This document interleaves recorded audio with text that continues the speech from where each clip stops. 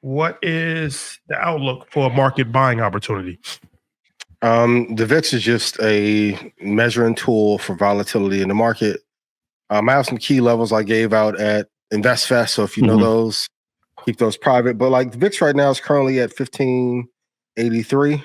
I mean, if it breaks above 25, that's when you want to look for a buying opportunity for sure. Right now, the market is pretty smooth. And part of the reason why the market is doing so well because the new money's in, everyone's over the holiday rush. Like the Christmas rally's dead, but so now we're going to see the money come in from January through April. We'll have a run up, August and September, the market will settle and come down, and then we'll take back off around October. So the VIX is smooth now, but if it breaks 25, that's when you want to look to buy. I know there's going to be a lot of noise on the internet, and it's going to tell you the market's going to fall apart and Bitcoin's going to go to $7. That's not going to happen. Like a great measuring stick of when to buy is if the VIX breaks 25 or 42.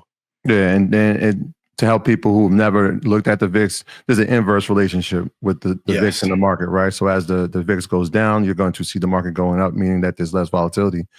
When the VIX goes up, you're going to see the market come down, meaning there's more volatility. So the key number you said is like 25, right? So it's at 15 now. If you start to see it going over 20, you're going to see some red days coming through the market. If it gets over 25, you're going to see some more.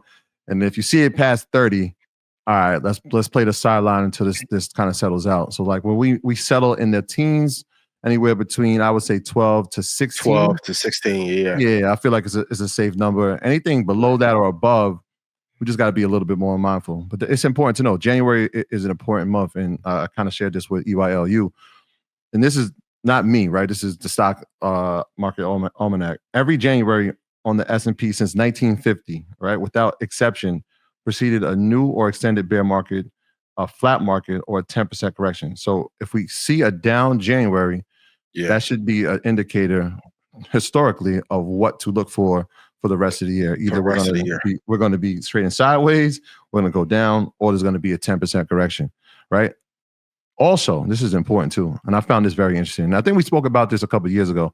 The first 5 trading days of the year, like they have this first 5 trading day theory, where if the S&P trades positive over the first 5 trading days, so today would mark day 3, if it's 83% of the time, the S&P has been positive for that year. That has been true in 2023. That has been true in 2024. In 2022, the S&P traded, I think, negative 2% for the first 5 days. And we saw a pullback in the S&P by 22%. It was a bloodbath, right?